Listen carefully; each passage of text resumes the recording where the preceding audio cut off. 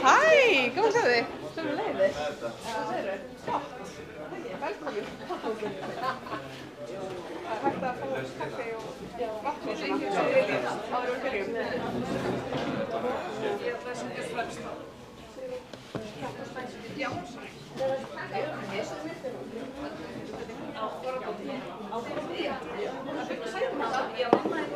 Þú voru ekki að setja svona framalega. Það er best að standa fremst. Líka sófinn þarna. Gott fordæmi. Það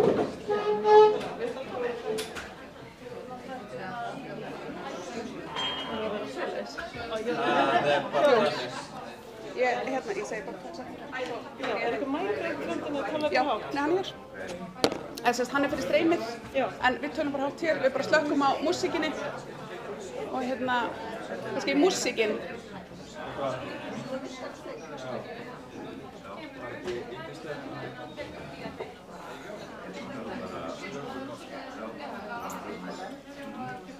Ég bara að byrja, er þetta komið í loftið? Ok, góðan daginn. Verið hjartanlega velkomin á þennan opna fund hjá okkur í Saman gegn sóun.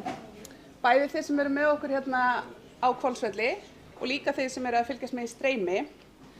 Ég heiti Hildur og ég starfa hjá Umhverfisstofnun, en Umhverfisstofnun fer með umsjón með Saman gegn sóun verkefninu. Hún er með okkur hérna í dag Sigrún Ágústsdóttir, forstjóri Umhverfisstofnunar, og mig langar að bjóða henni að segja nokkur orð. Gjörðu svo vel. Takk fyrir. Velkomin í kæru gestir, gríðarlega ánægjulegt að vera hérna með ykkur á heimaslóðum. Já, ég er alin upp hérna á Hvolsvelli. Ég stakk reyndar af í menntaskóla 1985, þannig að ef ég er að reyna að tengjast ykkur þá spyr ég ykkur af ykkur og ömmur og svoleiðis. Og ég er svona að vinna í því bara hérna fyrstu mínúturnar sem er alveg dásamlegt. Ég veit auðvitað það að hér eru mörg frábær fyrirtæki í ferðaþjónustu, í iðnaði, í veitingasölu og framleiðslu, matvælaframleiðslu sem er hérna náttúrulega í sveitunum allt í kring. Og ég veit það líka vel að hér er mjög úrræðagott fólk sem er að fara að setja fram einhverja góðar hugmyndir alveg örugglega hér á eftir. Saman gegn sóun er nefnilega þannig verkefni. Það vinnst ekki nema við gerum þetta saman. Það er bara ekki hægt. Og við þurfum að koma verðmætunum sem við eigum betur í vinnu í raun og veru. Og mér finnst svona eins og foreldrar mínir, afa mínir og ömmur, þau hafi kunnað þetta svolítið betur en ég sjálf. Og við þurfum, þrátt fyrir að margir hafa það gott á Íslandi, þá þurfum við að bera eiginlega meiri virðingu fyrir verðmætunum. Og þannig að það hangi ekki alltaf saman í rauninni velmegun og það við sóum verðmætum. Og það er hægt að gera svo ótrúlega margt og Umhverfisstofnun rekur líka hringrásarklasann og undanfari þess verkefnis var 200.000 tonn af tækifærum sem eru sem sagt auðlindir á villigötum eins og sagt er. Þannig að við höfum væntingar til þess, engin pressa, að þið hjálpið okkur aðeins hérna í dag, Hildi og Birgitta sem ætla að halda utan dagskrána og ég bíð spennt eftir samtalinu. Takk fyrir.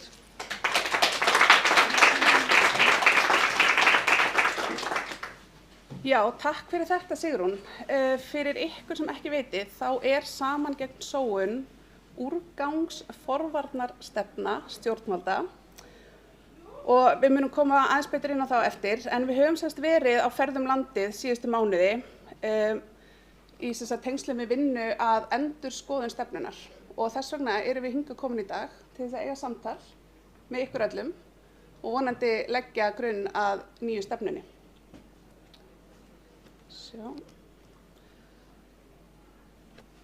Þá er það dagskráin okkar hér í dag, en það er samstarfskona mín, Birgitta, sem ætlar að byrja og síðan er það Elisabeth frá Samtökum sunnlenskra sveitarfélaga sem ætlar að fara yfir það hver staðan er á hringrásarhagkerfinu hér á Suðurlandi.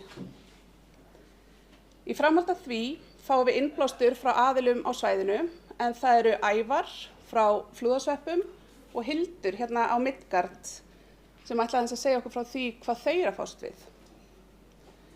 Við byrjum því á smá fræðslu, fáum svo innblástur og síðast en ekki síst fáið þið tækifæri til að hafa áhrif.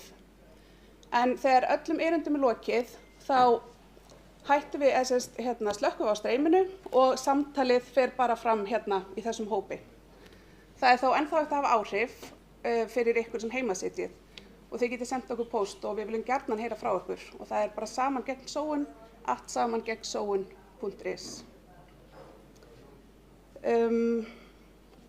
Já, mér persónulega finnst ótrúlega gaman að vera hér á Midgard. Ég kom hingað fyrst COVID-sumarið 2020 og fékk besta vegan borgara sem ég hef bara smakkað í lífinu og við gátum nú ekki gist þá kvöldið en gistum í nágrenninu, komum svo strax morgunin eftir til að fá okkur morgumat hér og morgumaturinn var ekki síðri en borgarinn, þannig ég mæli með að þið staldri við þegar fundinum lýkur og fá ykkur hádegismat.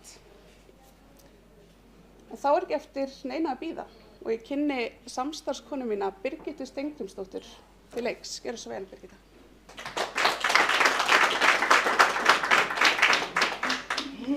Já, takk fyrir Hildur og mikið ofboðslega gaman að sjá ykkur svona mörg mætt hérna á Midgard. Ég er búin að vera mjög spennt að fá að koma á Suðurlandið og heyra frá ykkur. Heyrðu, ég ætlaði að fara með ykkur svolítið í gegnum það hvað úrgangsforvarnir eru, af hverju þær eru mikilvægar og hvað við getum gert til þess að stunda úrgangsforvarnir. Og ég gleymi því ekki þegar ég byrjaði að vinna hjá Umhverfisstofnun fyrir nokkrum árum og mér var tjáð það að ég ætti að fara að vinna við úrgangsforvarnir og ég vissi ekki hvort að þetta væri rétta mómenti til að viðurkenna að ég hafði ekki hugmynd hvað það orðskrípi þýðir. Ég hef alltaf átt í svona mjög sérstöku sambandi við þetta orð úrgangsforvarnir. Ég veit ekki hvaða hughrif það vekur upp hjá ykkur en ég prófaði í gær að spyrja OpenAI hvernig hann sæi úrgangsforvarnir fyrir sér. Skrifaði Actions of Waste Prevention og mér finnst þetta lýsa svolítið vel svona hughrifónu sem við heyrum mjög oft birtast hjá fólki þegar það heyra þetta orð. Úrgangsforvarnir snúist að koma í veg fyrir að rusl eða úrgangur endi í náttúrunni. Safna því saman, flokka og endurvinna sem er bara mjög góðra gjalda vert en það er í rauninni ekki það sem að úrgangsforvarnir snúast Af því í kjarna sínum snúast þær að koma í veg fyrir að það verði til úrgangur til þess að byrja með. Þannig að þegar við erum komin í þennan fasa þá erum við í rauninni komin niður fyrir úrgangsforvarnirnar. Og það er oft svolítið erfitt fyrir okkur að átta okkur á því hvað úrgangsforvarnir eru af því við erum einhvern veginn ekki þá með eitthvað físískt í höndunum eins og rusl til þess að flokka eða henda og endurvinna. Þannig ég ætla að útskýra þetta aðeins fyrir ykkur. Mér langaði að byrja að sýna ykkur bara svona lagalegu útskýringuna svo við séum öll á sömu blaðsíðu. En eins og stendur í lögum meðhöndlun úrgangs þá eru úrgangsforvarnir ráðstafanir sem eru þá gerðar áður en að efniviður eða vara orðin að úrgangi. Og markmiðið þá að draga úr þessu magni úrgangs sem verður til en líka neikvæðum áhrifum úrgangs á heilsu og umhverfi og skaðlegum efnum. Og stjórnvöld hafa ákveðið að innleiða hér hringrásarhagkerfi og úrgangsforvarnir eru mjög mikilvægur þáttur í þeirri innleiðingu og í rauninni í hringrásarhagkerfinu. Þessi stefna í átt að hringrásarhagkerfi, hún því tvíþætt. Í fyrsta lagi það stefna úrgangsforvarnir sem samangegnsóun og svo í öðru lagi það þá þessi almenna stefna meðhöndlun úrgangs sem fjallar þá einmitt flokkun og meðhöndlun úrgangs, endurvinnslu og allt það. Þannig að við ætlum að reyna í dag, bæði í erindunum og í umræðunum á eftir, að halda okkur í úrgangsforvörnunum. Ég veit það mjög erfitt, það mjög freistandi að fara að tala flokkun og endurvinnslu, ég þekki það sjálf. En við ætlum að reyna að halda okkur fyrir ofan. Og við erum ótrúlega ánægð með þetta nafn, samangegnsóun. Mér finnst að ná betur utan hvað úrgangsforvörnir eru, heldur þetta lesaða orðskrípi, úrgangsforvarnir. Við í rauninni höfum rekið þetta verkefni hjá Umhverfisstofnun frá því að stefnan kom út, stefnan samangegnsóun árið 2016. Og ég myndi segja að við höfum aðalega verið fókuserið á fræðslu og vitundavakningu. Og þarna fyrir 8 árum var líka bara rosalega mikil þörf á því maður fann bara ákall sérstaklega frá almenningi að fá að vita meira umhverfismál.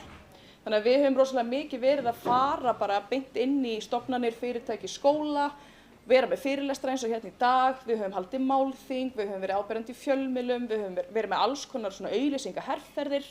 Við höfum líka reynt að lyfta upp fyrirtækjum sem gera vel, við erum með verðlaun sem heita Bláskelin. En ég myndi segja að þemað hingað til í samangegnsóun hafi svolítið verið fræðsla og vitundavakning. Og við finnum það bara undanfarin 2-3 ár að það komin ákveðin þreyta, sérstaklega kannski í almenning.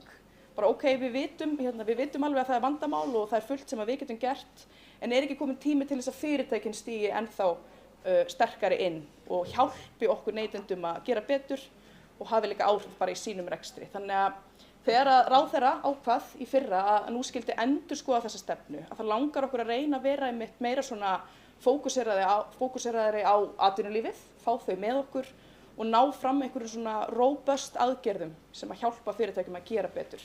Hvort sem það eru hagrænir hvatar eða einhvers konar boð og bönn eða ég veit ekki. Það er meðal annars það sem við ætlum að ræða betur hérna eftir. Auðvitað skiptir samt fræðsla og vitundavakning alltaf miklu máli. Við munum alltaf vera í því líka en við ætlum að færa okkur meira yfir í þessar svona hardcore aðgerðir líka. Og þess vegna er mikilvægt í dag að við lítum bæði tilbaka, eins og Sigrún var að koma inn á áðan, hvað hafa fyrri kynslóðir gert vel, hvað erum við að gera vel í dag, það er fullt sem við erum að gera vel í dag og við munum fá að heyra hérna innblástur eftir frá fyrirtækjum á svæðinu. Tökum þetta með okkur og sjáum hvernig við viljum skapa nýja framtíð. Hvernig sjáum við fyrir okkur framtíð þar sem við erum saman gegn sóun. Og minnum okkur líka á það, af hverju við erum að þessu. Af hverju skiptir það máli að draga úr sóun? Jú, hérna er vinkona mín, móðir jörð. Við segjum stundum að hún sé besti verkfræðingur í heimi, því hún er það. Í öllum náttúrulegu ferlum jarðarinnar er engin úrgangur. Hún er rauninni búin að hanna burt allan úrgang.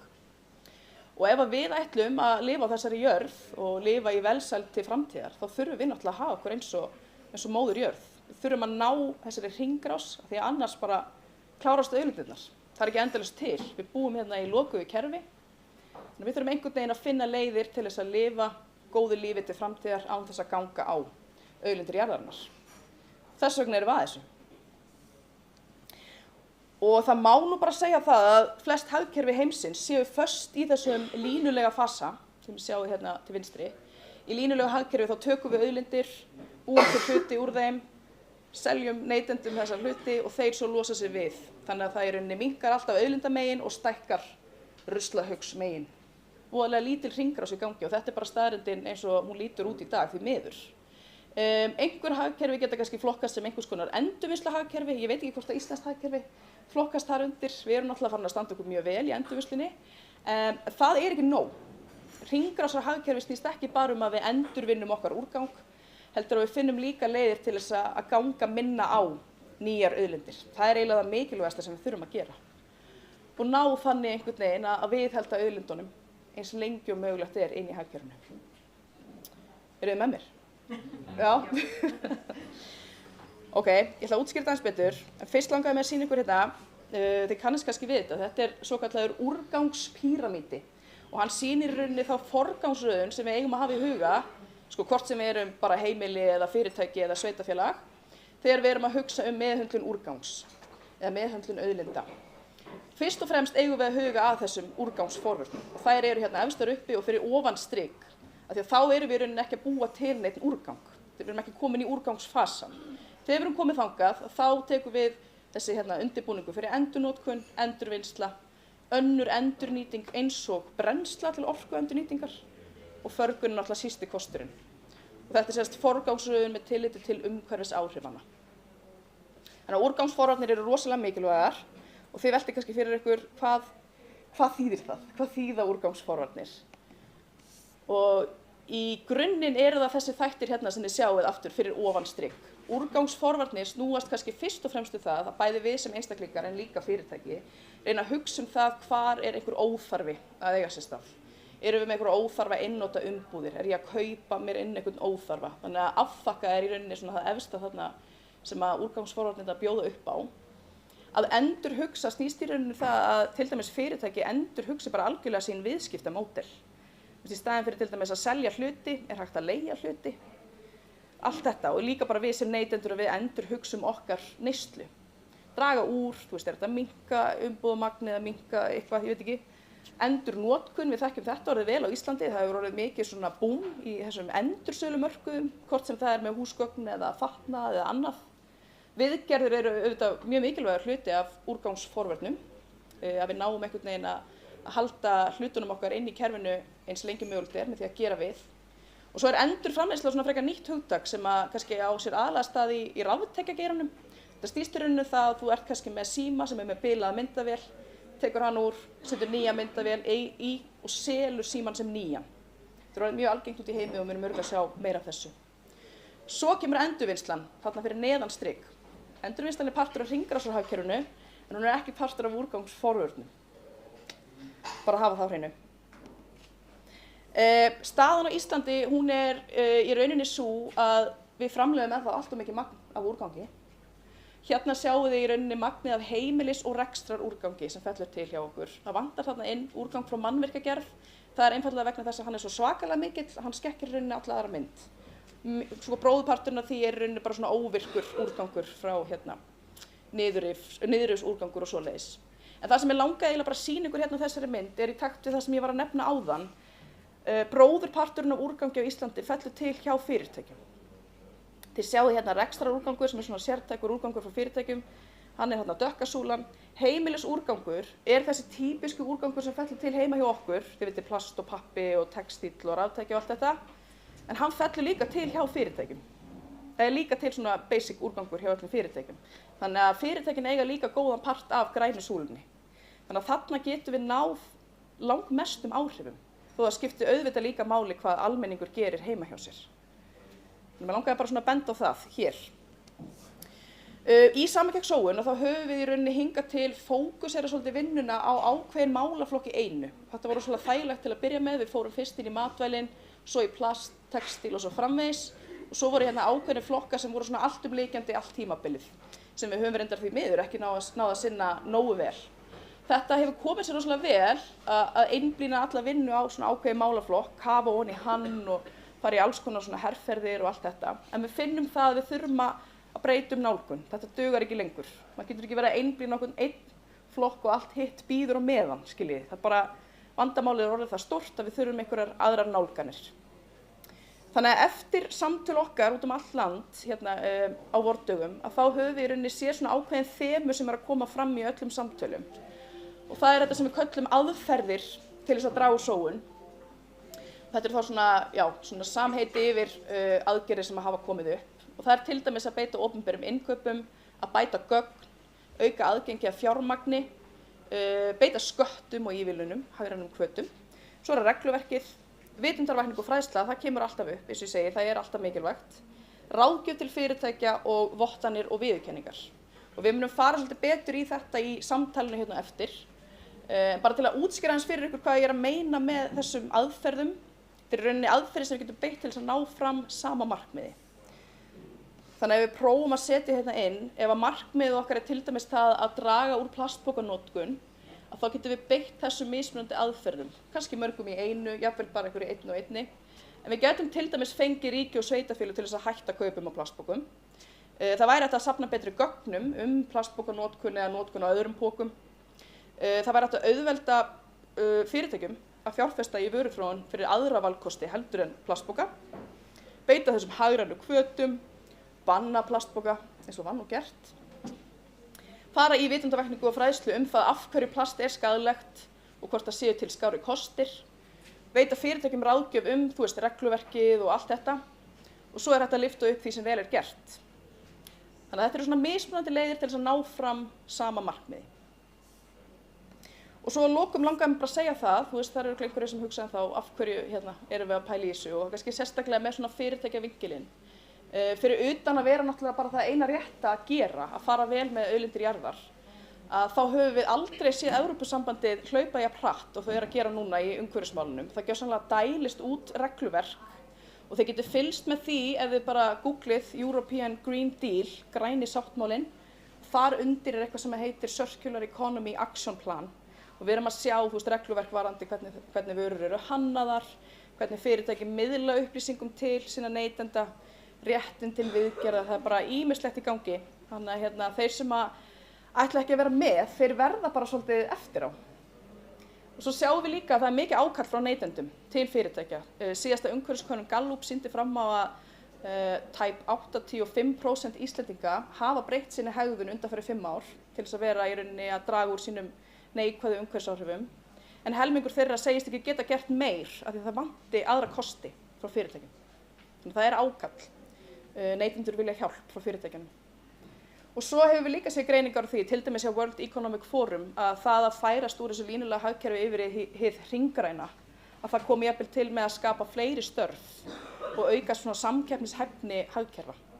Þannig að vonandi munum við sjá það að þetta verður bara pjúra góður business að fara þessa leið, þessa hringrása leið. Ég er örugglega komið langt yfir tímann. Já, ok. Ég þakka fyrir mig og hlakka til að eiga samtali með ykkur í dag. Takk.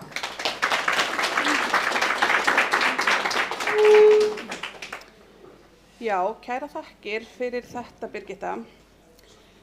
Nú erum við búin að fá svona stóru myndina og læra úrgangsforvarnir og kynnast saman gegn sóun. Þá ekki úr vegi að þið sé inn á Suðurlandið og ég ætla að bjóða Elísabetu að koma hérna upp. Gjörðu svo vel.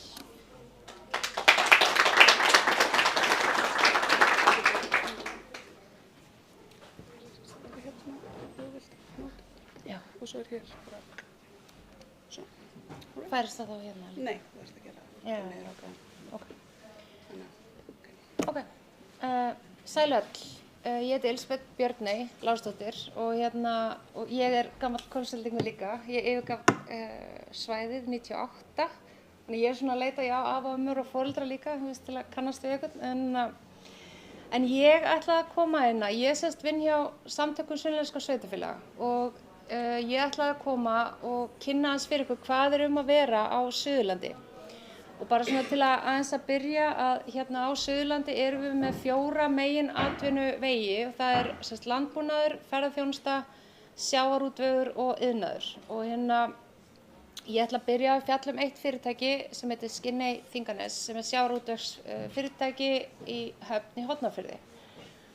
Og ástæðan fyrir að ég ætla aðeins að fjalla þá vegna þess að þeir eru að gera svolítið svona merkilega hluti í tengslum við nýsköpun í hringrásarhagkerfinu. Þetta fyrirtæki sem að númer 1 áttar sig á mikilvægi þess að blandast vel inn í samfélagið, í nærsamfélaginu sínu, og þau gera það með að styrkja með félagsstarfsemi og styrkja samfélagið kringum sig með ýmsum hætti. En það sem þau gera líka að þau eru búin að innleiða alls konar staðla, sjálfbærnistaðla, í fiskiðnaðinum og fullt af umhverfisstöðlum, og í gegnum, þegar maður fer í gegnum svona staðal, þá verður til ofsalega sterk svona innri þekking, af því maður lærir alveg helling. Þetta eru oft mjög svona stórir staðlar og mikið af kröfum, og innri þekkingin verður oft til þess að nýsköpun fyrir að eiga sér stað, af því að þau fara að skoða bara ferlir sem eru í gangi hjá sér og fara að sjá síðan allt í einu möguleika hvað hægt að gera betur. Og eitt verkefni sem ég vil nefna í tengslu við þá að þau fóru að skoða svona auka afurðir sem var bara áður úrgangur hjá þeim, sardínur sem voru litlar til manneldis til að selja, og þessa sardínur gripuðu úr, og þessu var bara hent áður, en þessar sardínur eru núna gripnar og eru seldar sem gæludýrafóður. Og þarna eru þau búin að ná að búa til nýjan markað í rauninni fyrir eitthvað sem var bara úrgangur, þau þurftu jafnvel að greiða fyrir, þannig að hagnaðurinn er í þessu. Og annað sem hefur kviknað hjá þeim að þau virðast vera svolítið svona öflug í rannsóknum á nýsköpun, og núna þeir að vinna með gras og þeir eru að reyna að ná 2 afurðum út úr grasinu, annars vegar plöntutrefjunum, og þeir eru að þróa umbúðir utan pakningarnar á matvælunum hjá sér. Í staðinn fyrir plastpakningar þá verður þetta mögulega trefjar úr grasinu umbúðir, sem alveg ótrúlega flott skref og merkilegt í rauninni. Og svo hitt að þau eru að reyna að ná út plöntuprótíninu og nota það í staðinn fyrir soja í fiskeldi sitt. Þannig að soja, hvernig það framleitt í dag, það eitthvað sem hefur alveg töluvert umhverfisspor og því fylgir stórt umhverfisspor, en ef þú getur bara farið og rækta gras í garðinum og náði prótínin þaðan, þá þetta orðið miklu meiri styttri flutningskostnaður og alls konar sem fylgir því.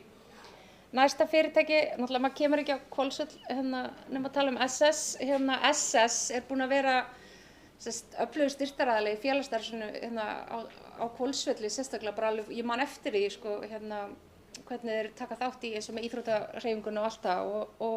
En síðan árið 2019 þá innleiddu þeir kerfi klappa og þeir hafa verið að rýna í, þú veist, alla orku sem við kaupa inn og allt output í höfum, þú veist, öll sóun, allur úrgangur, alltaf. Og það sem að þau hafa gert, sambærilegt við Skinney, er að þau hafa getað gripið hérna svona auka afurð, afklippingurinn, afskurðurinn af pulsunum og öllu því sem að fellur til og eru búin að ná að búa til afurð sem heitir hundatrít. Þannig að það er komið önnur svona auðlind eða svona hagnaðardrifið, þú veist, markaðssetning hjá þeim í tengslu við það. Og þau eru líka að vinna með hérna landgræðslunni, þau eru að taka gor sem myndast í sláturhúsunum frá slátum dýranna og athuga hvort það sé hægt að nýta það í uppgræðslu.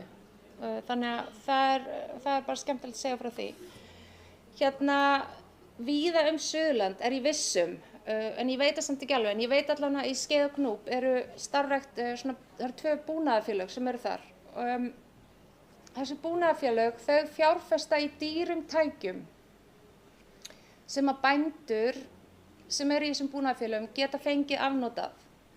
Og þetta er mjög virkt og öflugt og frábært dæmi svona deilihagkerfi sem er í gangi hérna á Suðurlandi. Og það er bara gaman að heyra að það væri fleiri svona í gangi hérna. Í Hveragerði, þar er hérna þetta frábæra konsept vera hvergi.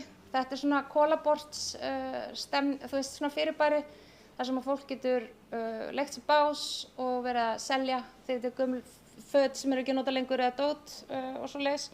Og síðan er hérna Rósakaffi komið með svona fasta aðstöðu.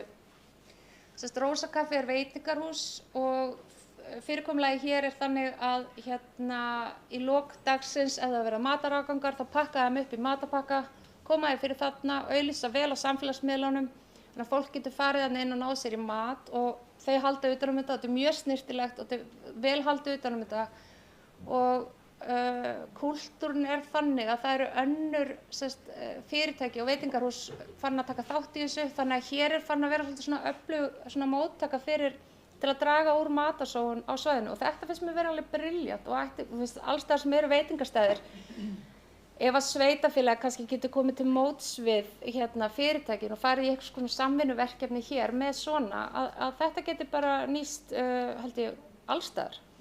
Allan að ég myndi klálega hérna, þetta myndi spara, þú veist, marga klukkutíma í eldhúsinu fyrir okkur, en þú veist, þetta er eina, þú veist, við erum að gera þetta því að við erum náttúrulega, þú veist, eins og við varum að tala um áðan, við búum í heimi þar sem að viðskiptalíkönin eru línuleg og þetta er svolítið svona afleiðingin af þessu, þú veist, við erum að fylla heimina ódýru efni sem að eitra frá sér og er að skaða hérna kerfin okkar sem við búum í og þú veist, en heimurinn náttúrulega er bara með x margar auðlindir, þetta er lokað kerfi og viðskiptamódelin sem við erum að nota núna, þetta eru viðskiptamódel sem voru fundin upp í byrjun síðasta aldar, þú veist, fyrir svo lengur síðan og hérna þetta var búið til á tímuna sem við vissum ekki þetta með líffræðilegu kerfin og hvernig þau tengjast og að við gerum eitthvað hér hefur áhrif þar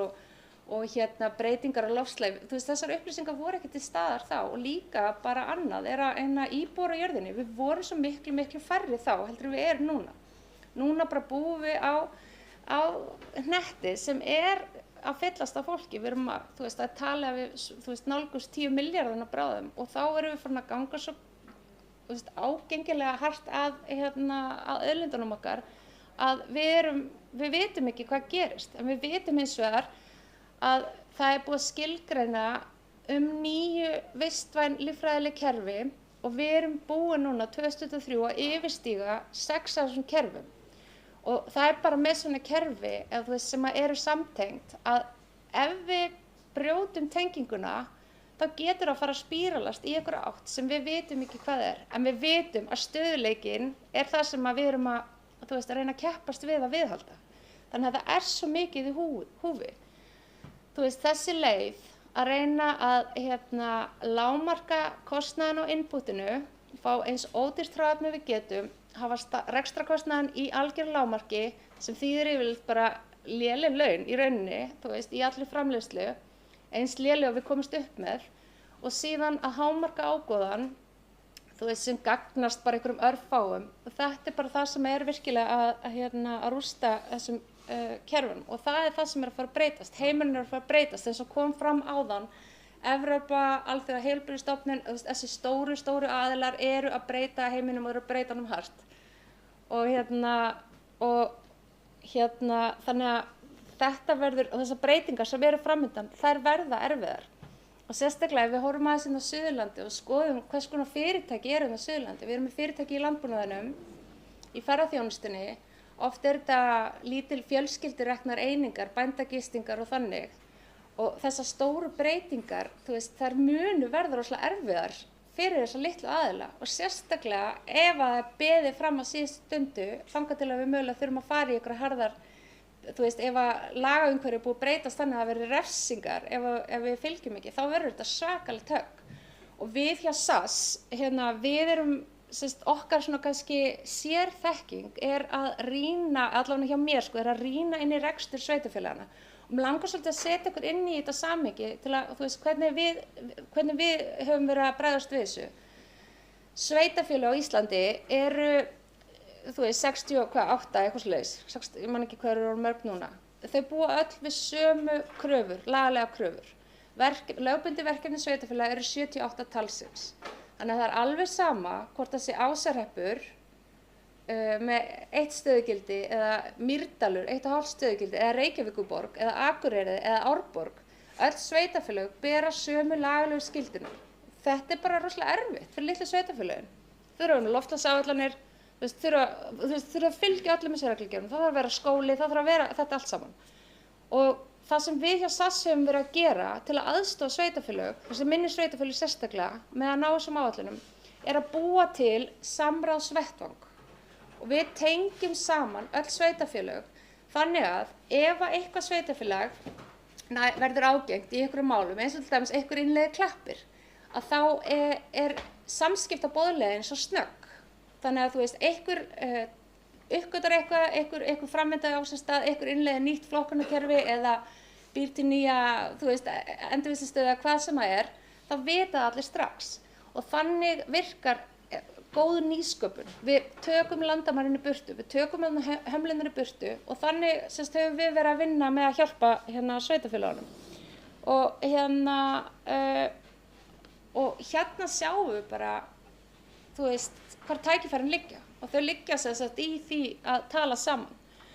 Framundan er heimur þar sem að fyrirtækjum mun vegna vel sem ná árangri í nærsamfélaginu sínu, ná að búa til góðan kúltúr í kringum sig án þess að nota auðlindir, án þess að ganga á nýjar auðlindir. Og hvernig eigum við að gera þetta sem fyrirtæki? Og mér datt svolítið í huga að deila þessari, þú veist, eins og SAS-leið sem allan að, þú veist, við höfum verið að vinna í tengslu við margar áætlanir eins og loftslagsáætlanir sveitarfélagsins, að mynda sambönd. Þið sem fyrirtæki, þið getið opnað upplýsingar ykkur, þú veist svo lengi sem það segi ekki að ógna eitthvað svona markaðsstöðu eitthvað svoleiðis, en þið getið opnað ykkur upp með það markmiði að ná til nærsamfélagsins. Þið getið, þú veist, reynt að opna ykkur til þess að ná betri árangri í umhverfinu í kringum ykkur. Þið getið tekið þátt í rannsóknum, þið getið tekið þátt í hackathonum. Það er oft eitthvað í gangi á starfsviði SAS sem væri bara virkilega frábært að fá ykkur til að taka þátt í með okkur. Þið getið blandað háskólunum inn í vandamálin ykkar. Þið getið rannsaka hvar ykkar hindranir eru til þess að aðlagast þessu nýja breytta heimi og fá skilgreina verkefni út í, fá BS-nema, fá mastersnemana til að koma og grúski í ykkur og það er bara vinn-vinn fyrir alla. Háskólinu fá, þú veist, raunveruleg verkefni og þið fáið bara raunverulega góða ráðgjöf frá háskólanum. Og aðstoði félagssamtökin og svæðin ykkar og átti ykkur á hvað er kolefnis, hvað þýðir að kolefnisjafna sig, hvað þýðingu hefur það, hvað er til, hvað er í boði, kynnið ykkur þetta. Og síðan takið ég til hjá ykkur, innleiði umhverfisstjórnunarkerfi. Þú veist, það er alls konar til. Þú veist, þið getið farið í ISO 14001 sem er risastór staðall, þið getið líka farið óformlega í gegnum græn skref hjá opinberu stofnunum í ríkisrekstri. þurfi ekkert endilega að fá þessa vottun. Málið bara að byrja að átta ykkur á hvað streymið ykkar, hvað inputið ykkar, hvaðan kemur það og hvað outputið ykkar, hvað það að nota inni, hvað orku það að nota. Eru þið með, þú veist, einhvers konar eldsneytisnotkun í gangi? Eru þið með bíla eða trukka eða eitthvað? Hægt að skipta ykkur yfir í rafmagn? Eru þið með varmadælu? Þú veist, hægt að ná betri nýtni á rafmagninu ykkar? Er ljósastýring eða bara kveikt á öllum ljósum allan sólarhringinn alltaf? Þú veist, með þess að mótnana og hliðis. Eru þið með glatvarma? Þú veist, þetta fangan? Getið þið búið til viðskipti úr honum? Eru þið með aðrar auka afurðir sem enda í ruslinu? Vitið þið hvað fyrir ruslið ykkar? Er eitthvað þarna sem hægt að búa til? Er eitthvað þarna sem geti verið input inn í annan rekstur? Þú veist, og þar kemur samtalið á svo góðum notum. Og endurhanniði kerfin ykkar, þannig að þið eru að stefna að zero waste. Þannig að við erum að tala um bara 0 úrgang. Það ætti að vera stefnan. Engin úrgangur frá okkur. Engin spilliefni, engin leki, hvort sem þessi varmi eða hvað það er. Engin eiturefni. Og svo engin slys. Þú veist, hafið þið glaða starfsmenn, passið kynjajafnréttið, passið að konur komist að í stjórnum og þú veist, í öllum stigum inn í fyrirtækinu ykkar. Og þegar þið eru búin að taka til hjá ykkur, þá getið þið farið að setja kröfu upp á byrgjan ykkar. Krefjist þið sjálfbæra vörur, setið þið pressu á byrgjan ykkar. Eitt lítið sveitafyrirtæki á Suðurlandi kannski ekki að fara að gera mikið, en ef við erum saman í vettvangi, þá getum við fara að tala saman og setja sterkari kröfur, þyngri kröfur.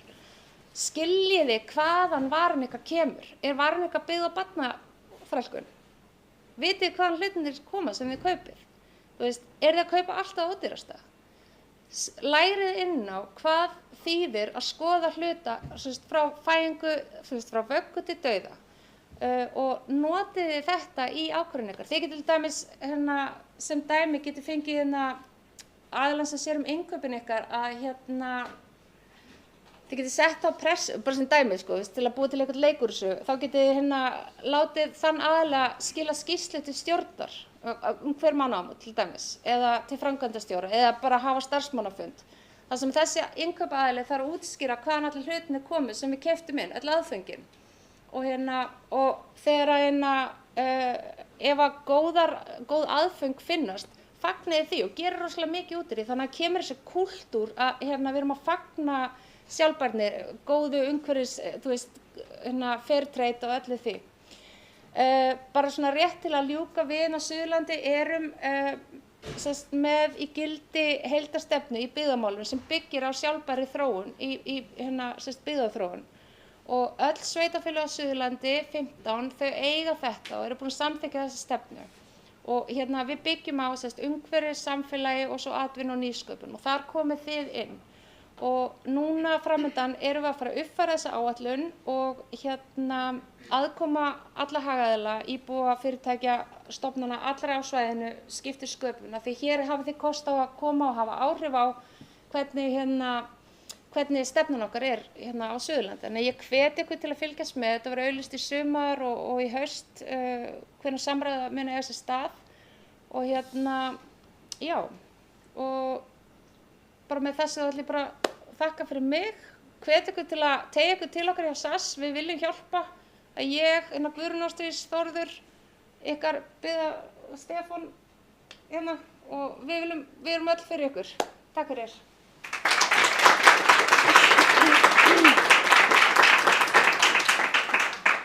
Já, takk fyrir þetta, Elísabet. Þetta er aldrei oft sagt, þetta með samtalið og tengslamyndunina. Maður getur haft svo mikil áhrif á fólki í kringu sig, bæði í sínu einkalífi og í gegnum vinnu. En þegar við byrjum að plana þennan Suðurlandsfund, þá fórum við svona að spyrja fólki í kringum okkur hverja við ættum að fá með okkur. Og flúðasveppir voru ansi oft nefndir, þannig að mig langar að bjóða hann Ævar Eyfjörð að koma hérna upp og segja okkur frá flúðasveppum. Gjörðu svo vel.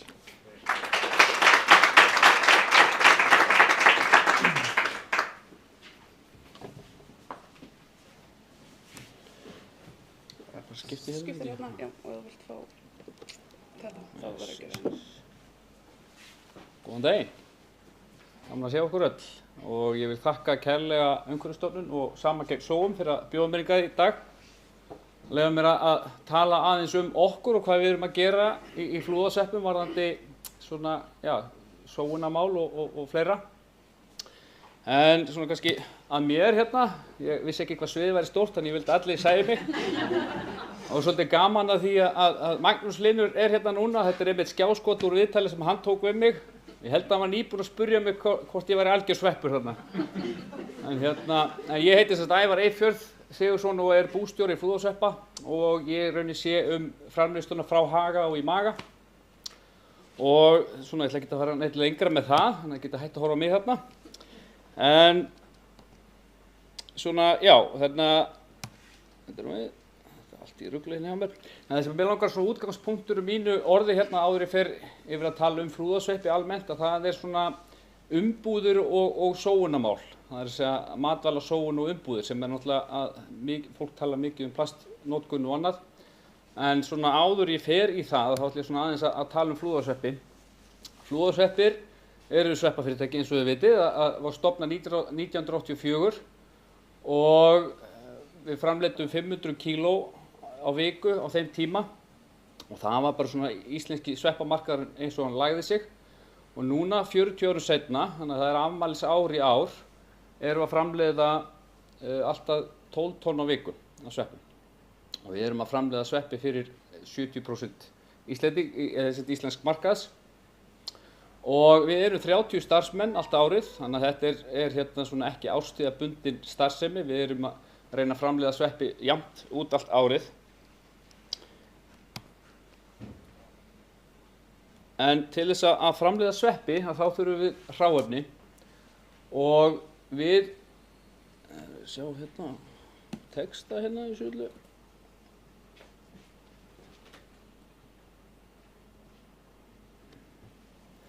Já, við þurfum hráefni og þetta hráefni sem við notum er hálmur sem er mesta hráefni sem við notum í okkar sveppaframleiðslu. Eru allir hérna inni, það veit einhver ekki hvað hálmur er? Það veit allir hvað hálmur er.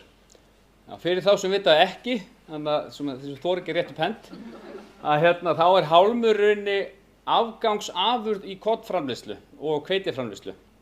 Og sýnir ykkur svona nærmynd af hálmi.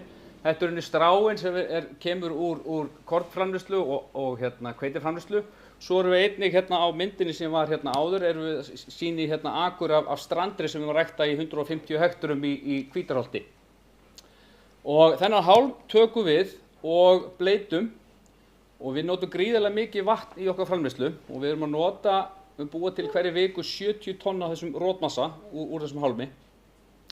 Og við notum gríðarlega mikið vatn en til þess að reyna að sporna gegn því að vera að nota vatn beint úr veitum að þá erum við að endurnýta vatn sem kemur úr upphitun í fyrirtækinu og upphitun á okkar ræktun og klefum og þess áttar, söfnum saman í stóran damm og endurnýtum og notum það vatn til þess að bleyta upp í þessum hálmi.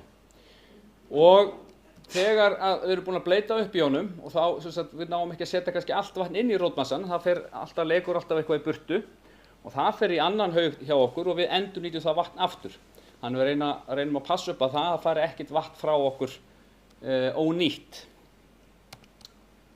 Eins og ég sagði áðan, við erum að nota hálm úr kornframleiðslu og bændur kringum okkur og allt land eru að framleiða korn og hveiti og það er ekkert allir sem að nýta hálminn, þannig að við notum þennan hálm til þess að búa til okkar rótmassa.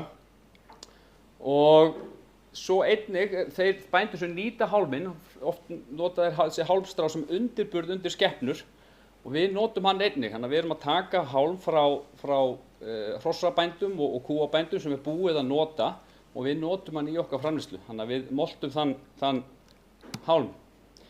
Því næst þurfum við að fá svolítið kraft í hálminn okkar, þannig að við þurfum að brjóta niður nokkuð hratt til þess að halda tímalínu hjá okkur.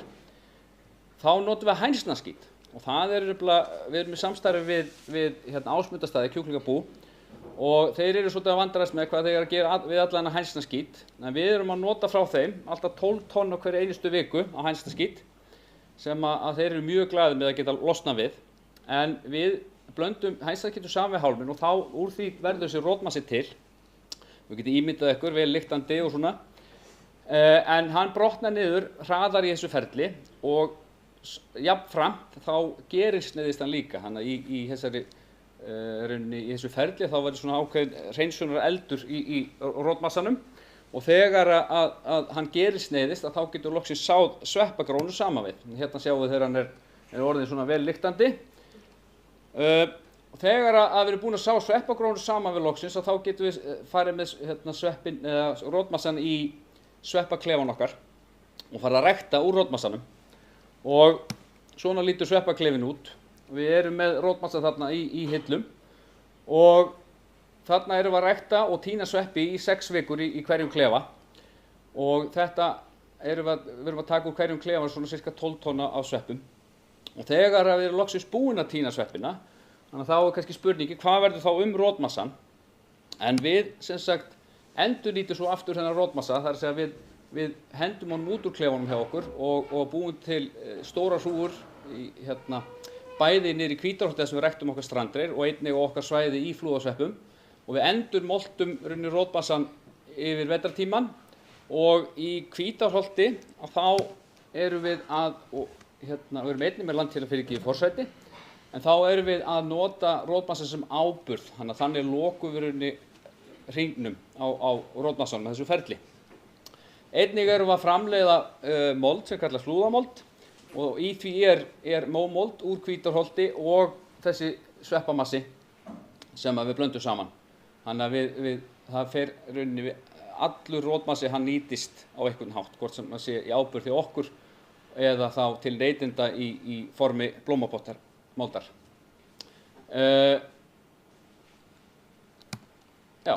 Þannig ég kem nú aftur að þessu byrjunarpunkti hjá mér varðandi matarsóun og umbúðir að ég fæ margar spurningar til mín varðandi það af hverju nota plast, af hverju getur ekki bara selt sveppin í lausu og það er kannski bara svona svo allir fá að sjá kannski myndir segja meira en 1000 orð þá sjáum við munin á jafngömlum sveppum í umbúðum versus ekki umbúðum og þetta er bæði í búð sem bara í grænmetisborði búða.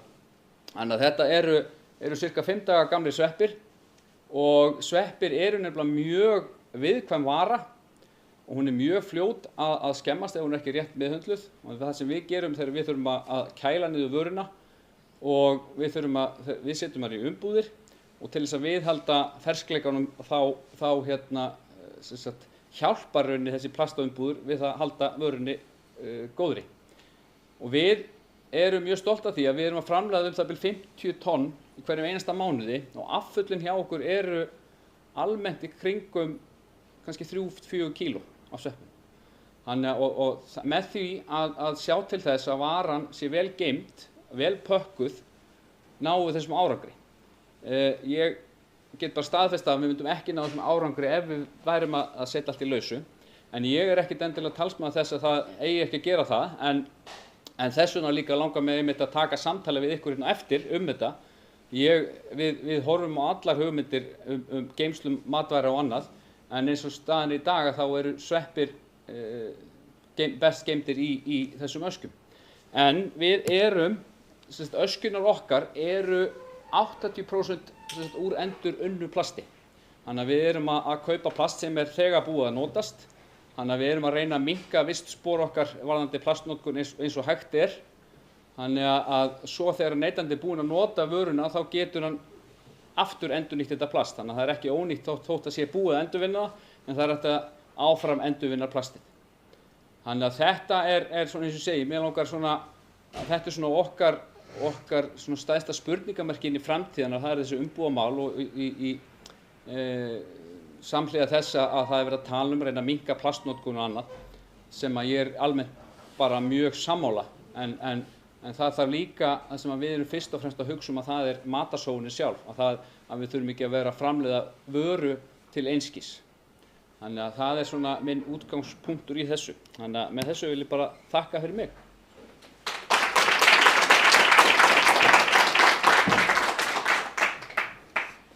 Já, takk fyrir þetta Ævar. Virkilega flott hringrásar starfsemi hjá ykkur í flúðasveppum. En úr grænmetisrækt og yfir í ferðaþjónustu, hvoru tveggja geirar sem tengir sterklega við Suðurland, langar að bjóða Hildi hérna á Midgard að koma upp og segja okkur frá verkefnum sem þau eru að fást við.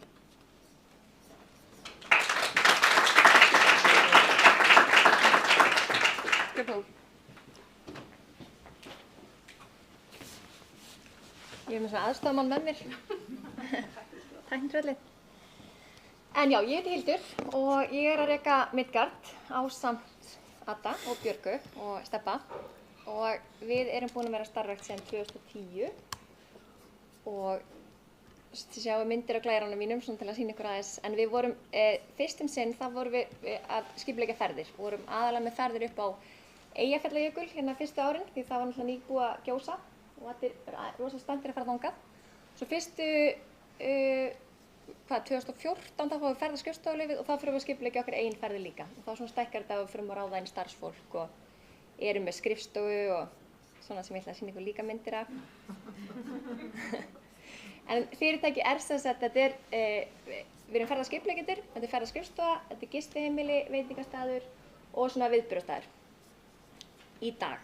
En þetta er búið að taka nokkur ár að verða svona, þetta er lykilorðið mitt. Já, kannski. Já. Veitu, kannski ekki þetta, já, þetta kemur. Svona.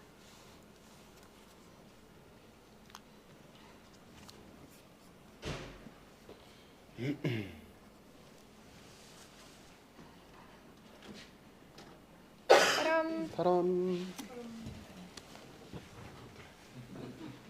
Addi, þetta gerir hullu.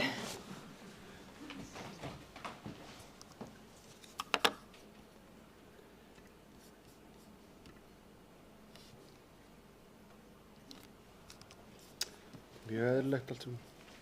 Þetta downloada kannski bara. Ekki? Já, ok. Það bara byrjaði ekki á byrju. Nei. En hérna, já, og ég sem sagt, við ætlum náttúrulega að tala um sóun í dag, en eins og mér langar fyrst aðeins svona að útskýra hvað við erum og hvað við erum hérna, hvernig fyrirtæki okkar er uppbyggt og þetta er svona sagan okkar. Við erum með alls konar ferðir í dag, gönguferðir og jeppaferðir og allt múlíkt og svona byrjaði þetta á jeppa sem að Siggi fekk lánaðan hjá pappa sínum og fór upp á Eyjafjallajökul 2010. Og það, svona í byrjun þá vorum við bara að leigja hús inn á Hvolsvelli, þetta var lítil kommúna, skrifstofan, þrifabilið og allt saman var í þessu litla húsi og ættar óðali líka, voru allir hérna yfir sumartíman, upp á stað. Svo fengum við skrifstof hérna við fyrir ofan Krónuna og þetta er 2014, þá svona byrjum við að vera svona alvöru fyrirtæki, við ráðum inn starfsfólk sem er ekki bara skilt okkur og svona. Og þarna fyrir við að skipuleggja ferðir. Og svo 2014 þá kaupum við líka þetta hús og mér langaði bara svona að sýna myndir frá því að þetta er eitt stórt verkefni sem við hefum verið að vinna því að gera svona value out of waste eins og maður segir á góðri íslensku. En þetta hús leit svona út þegar við keyptum það og við héldum margir í vitlum bara að rífa þetta niður en okkur langaði til þess að búa til svona ævintýra base, þess vegna köllum við þetta base camp, Midgard base camp. Því þetta er svona staðir sem fólk geta komið, farið í ferðir, borðað góðan mat, farið í alls konar upplifun, bæði tónlistarupplifun, matarupplifun, ævintýraupplifun og fjöllum og líka bara gist hérna og kynnst öðru fólki, bæði heimafólki og gestum. Svo við breyttum þessu. Þetta er svona eins og þetta leit út. Við vorum alltaf að sýna fólki hvað þetta væri geggjað og vorum með að reyna að sannfæra Stebba að koma í lið með okkur og sýndum honum þetta geti allt fyrir þitt. Og hann fannst þetta svona farslega áhugavert, en hann er allavega hérna í dag. En þetta er hurðin, þetta er gamla hurðin sem sagt. Þetta er gamla verkstæðisspil hér, svo þið sjáu að þetta er búið að breytast ansi mikið. 2017 opnum við Midgard Base Camp sem gistingin og veitingastaðurinn og er búið að vera starfað síðan þá. Og ég ætlaði bara svona rétt örstutt að fara yfir gildin okkar, en það er sem sagt fjölskylda, fun eða skemmtun og sveigjanleiki. Við vitum aldrei hvað veðrið býður upp á eða hvernig þeir verða, það er alltaf ýmislegt sem breytist. Enda erum við bæði að vinna með fólki og erum að vinna á Íslandi það sem er alls konar veður, stundum stormur bara hásumar og svona. Og svo er það sjálfbærni og það er það sem við ætlum að tala kannski mest í dag og hvernig við erum að sporna gegn sóun hérna. Þetta eru myndir sem voru teknar núna í sjálfbærnivikun okkar. Þar fórum við með starfsfólki okkar og bara alla sem vildu koma með og plöntum, man ekki alveg hvað voru margar plöntur, en við erum komið með okkar eigin lítinn skóg hérna í samstarfi við Landgræðsluna. og við fórum og hreinsum fjöruna, tókum nokkur tonn þar af rusli. Þetta var rosa skemmtilegt og fórum svo í jökul og vorum með fræðslu þar og ýmsa fræðslu hérna líka á Basecamp. Og þetta var svona heil vika sem var tileinkuð þessu. Þetta er svona einn partur okkar í fræðslu. En hvað gerum við til að sporna við sóun? Þar er efst þessi fræðsla og það er bæði fræðsla til gesta og starfsfólks og að vera sýnileg út af við hvað við erum að gera. Því að við viljum líka vera hvetjandi bæði fyrir önnur fyrirtæki en líka sýna að það er ýmislegt sem við erum að gera vel en ýmislegt sem þurfum að gera betur. Og mér finnst að það þurfi ofta að koma fram líka að við sem fyrirtæki erum að gera ýmislegt en það er ekki þar með sagt að þú getur ekki gert allt vel að þú ekki að gera neitt. Mér finnst það svolítið svona, þess vegna reynum við að hafa stefnun okkar mjög sýnilega og sýna fólki að það er margt sem að má betur fara líka. En þessi fræðsla til gesta og starfsfólks, það er bara mikilvægt eins og þegar gestir koma hingað, þeir átti sig á því hvernig við erum að flokka, hvað verður matarsóunin okkar, þessi fræðsla bara til þeirra, þannig að þeir fatti þegar þeir koma hingað hvernig þeir eiga að sinna sér. Gera þetta auðvelt fyrir gestinu okkar að ferðast á sjálfbæran hátt. Og ég finn það bara sem ferðamaður sjálf, það er rosalega gaman þegar maður kemur einhvern stað og fær bara góðar svona leiðbeiningar hvernig maður á að flokka ruslið sitt, hvað maður að gera, hvernig maður á að hegða sér á þessum stað. Þetta er mjög breytilegt á milli bara landa og jafnvel á milli bara fyrirtækja og svona. Umbúðir og innkaup, það er líka eitthvað sem við reynum að hafa í huga við öll innkaup hjá okkur að reyna að sporna við sóun þar og eins og umbúðirnar okkar séu endurvinnanlegar. En ég ætla ekki að tala of mikið það því eins og við erum búin að tala hérna þá vill maður náttúrulega ekki að fólk sé að taka endalaust að okkur þó að þessu endurvinnanlegar umbúðir. Við hefum ekki verið að taka endalaust að kaffibálum og þess að flokka það. Svo eins og kaffimál í ferðum til dæmis, við erum með svona bambusglös sem við sendum alltaf út, þannig að það kemur bara aftur og við getum notað það aftur og aftur. Nestisboxin okkar sem við sendum í allar ferðir, við erum búin að taka það aðeins í gegn því að það var bara síðasta sumar, þá fórum við að skoða allt rusli sem fellur til þar, það voru allir með svona bréfpoka og ofan í því var skyrdolla, var hraun, var svo að safna þessu mikið rusl eftir hverja ferð. Svo að það er ekki orðið fullkomið en aftur á móti erum við með stóra plastkasta núna sem við tökum bara alltaf og notum aftur og aftur sem við fyllum af dóti þannig að við getum bara dreift í ferðir svo er ekki hver og einn með einn lítinn poka með öllu dótun í. Við ákveðum í staðinn fyrir hraun og músli bara og svona að gera þetta sjálf svo við erum búin að minnka líka umbúðunar þar. Við seljum ekki vatn, við ákveðum það nú bara frekar snemma sem að ég held að margir hafi nú sem betur fyrir ákveð að gera ekki en eins og líka í nestisboxunum okkur, við bara biðjum fólk að fylla á flöskunar þeirra og við reynum að nota þetta líka sem svona fræðslu bara þið getið drukkið vatn alls staðar hérna á Íslandi í nánast öllum lækjum og fyllt á krana vatn alls staðar svo við reynum að nota líka svona til að fræða og eins með nestisboxun okkar og með allt sem við gerum, við reynum alltaf að segja svona sögu til að fræða. Svo í ferðunum okkar þá fylgjum við Leave No Trace sem bara þýðir að við átt að skilja betur við staðinn heldur en þegar þú komst á hann og þess vegna reynum við líka að vera fyrirmynd sem gætar og tökum allt rusl með okkur, erum alltaf með ruslapoka þannig að fólk getur tekið með sér rusl og reyna að hreinsa staðina sem við komum á. Matarsóun er mjög stór liður í okkar starfsemi, við erum mjög mikið að reyna að sporta við matarsóun en það er alveg gigantísk sóun bara þessi matarsóun okkar bara á heimsvísu og það er eins og einhvern veginn las ég það að allur matur sem við sóum sem við getum borðað, það er bara landsvæði á stærð við Mexíkó sem við erum að nota til þess að búa til allan mat sem við hendum svo bara. Og þetta er náttúrulega við Vesturlandaþjóðir sem gerir þetta og á veitingastöðum þá bara það er rosa mikil matarsóun og við höfum ákveðið bara að safna gögnum þetta og erum búin að gera það í nokkur ár til þess að geta sett okkur markmið hvernig við ætlum að minnka matarsóunina. Og við erum búin að setja okkur mjög háleit markmið eins og í fyrra ætlum við að minnka matarsóunina 20%, það gekk ekki en við minnkum hann 5%. Og þetta reynum við líka að vera svolítið svona gagnsæ með. Við setjum okkur markmið og svo kannski við náum því ekki, samt sem að okkur tókst að minnka matarsóunina. Við erum að halda vel utan þetta og við vigtum þetta alltaf kvölds og morgna til að sjá hvað við erum að sóa og við komumst að því með þessu til dæmis að þegar hópar eru í húsi að þá erum við yfirleitt að sóa meira heldur en þegar við erum með minni bara einstaklinga. Og það kom bara í ljós að skammtanar okkar í þessum hópamatseðlum var bara alltaf stór. Þá minnkum við skammtana og við erum búin að endurhanna matseðlinn og við erum að gera ýmislegt til þess að minnka matarsóunina.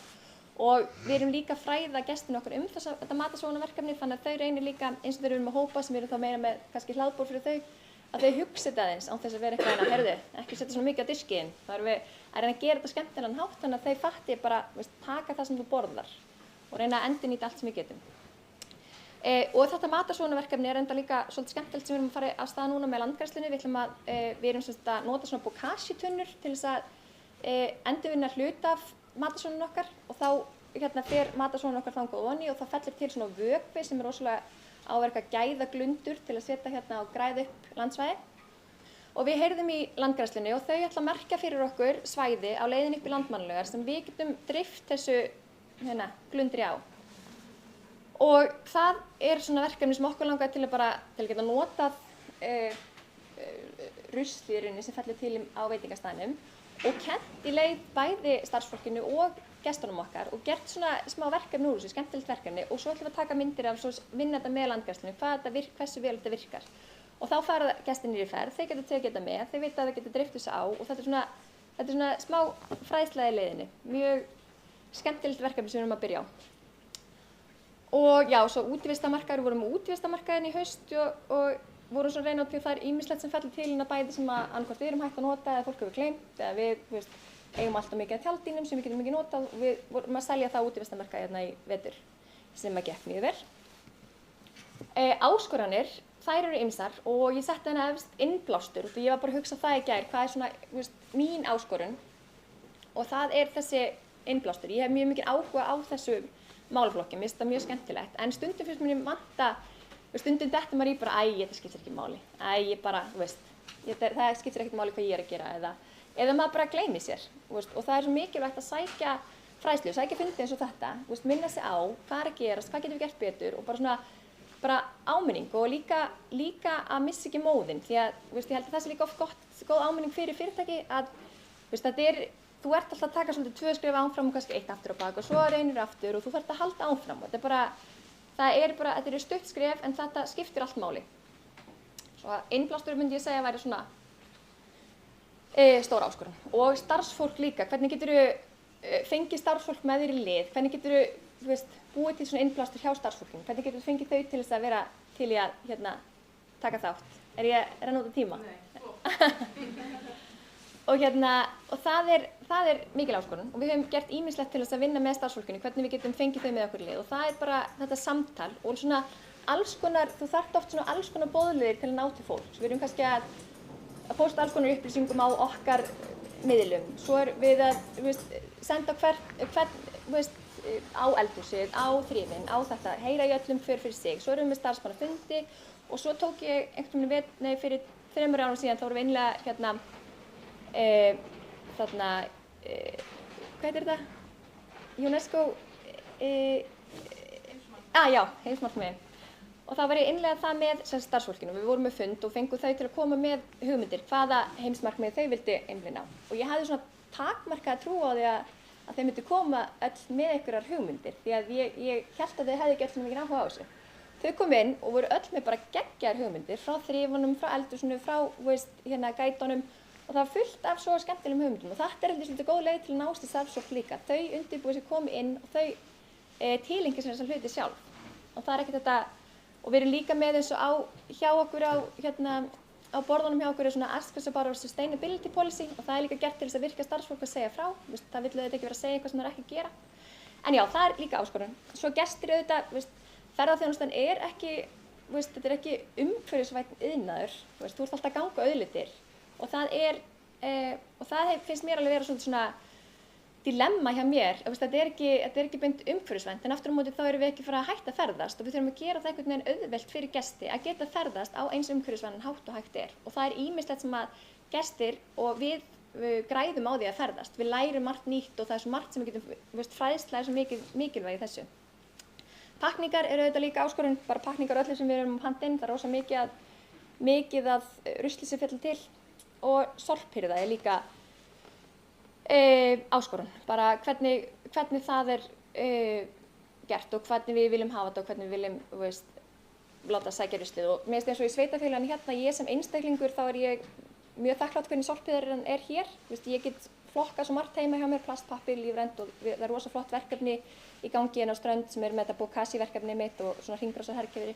En aftur á móti sem fyrirtæki þá finnst mér þetta alveg vera svolítið flókið og það væri gaman ef það væri hægt að samþætta þetta einhvern veginn og vinna einhvern veginn betur saman að því og einhvers konar hvati fyrir kannski fyrirtækin til þess að hvort sem er neikvæður eða jákvæður hvati til að gera betur. En af hverju erum við að hugsa að sporna gegn sóun? Og það er náttúrulega bara framtíðin. Við viljum eiga góða framtíð og ég vona að það sé eitthvað sem allir hafi sem hvata hjá sér og auðvitað viljum við að framtíðin sé björt og viljum afkomendur okkar eigi geggjað líf og við höfum hérna og allar þessar náttúruperlur sem við erum að erum að vinna í. Og auðvitað, við værum ekki neitt nema út af samfélaginu og náttúrunni sem við erum að operata í, svo við þurfum að hafa þetta í lagi. Konsept, ég var ekki með íslenska orðið. En þetta er konseptið okkar, Midgard þetta er hluti af konseptinu okkar að vera umhverfisvæn, að vera sjálfbær. Og við viljum trekkja fólk að sem hugsa svona og við viljum kenna fólki líka að hegða svona. Þessi náttúrutenging, að tengja fólk við náttúruna, að bera virðingu fyrir náttúrunni, þetta er bara hluti af því hvað við erum og hvað við viljum vera, svona hluti af okkar kori. Markasetning, ég var ekki alveg viss hvort ég ætti að hafa þetta á glærunni, en auðvitað er þetta mikið notað í markasetningu líka. Við viljum trekkja fólki sem við viljum fá, okkar markhóp. Og við notum þetta í okkar markasetningu og reynum að vera sýnileg með þessi hluti sem við erum að gera. Þetta er bara, í framtíðinni þá eru náttúrulega fyrirtæki valin sem eru að hugsa þessa hluti, þau verða valin. Þetta er auðvitað það sem við græðum á því. Og þetta er sparnaður líka. Þetta er auðvitað mikill sparnaður, bara til dæmis að flokkarétt, það almenna sorpið dýrara heldur en allt annað sorp. Ef við getum minnkað matarsónuna, vera að spara innkaupin, þetta er náttúrulega mikill sparnaður sem fylgir þessu líka. Og svo spurði ég Stebba þegar ég var að gera þessar glærur korter í 9, þá spurði ég hann að því sem að vinna með mér, hvað finnst þér, af hverju erum við að gera þetta? Og þá sagði hann bara, there is no other way to do it. Mér fannst það bara góð lokaorð. Þetta er framtíðin og við þurfum bara að hugsa þetta. Svo ég ætla bara að enda þetta svona. Takk fyrir.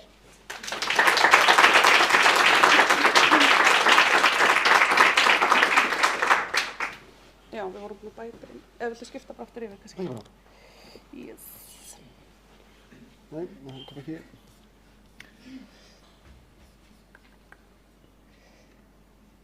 Já, allavega, takk Hildur og þið öll sem hafið komið fram hér í dag. Bara virkilega gaman að hafa ykkur með okkur og þið sem mættuð og þið sem eru í streymi. Þá er komið að máli málana og það er að móta framtíðina og við ætlum öll að taka þátt í því. Við ætlum að samtala aðgerðir en nú er öllum erindum lokið þannig að streyminu lýkur hér og nú. Við minnum á að það er hægt að senda okkur post á samangegnsóun@samangegnsóun.is og við viljum gjarnan bara heyra frá ykkur. Við sem erum hér kannski stöndum upp, fáum okkur kaffi, tegjum úr okkur, komum aftur eftir 5 mínútur. Er það ekki bara málið? Jú.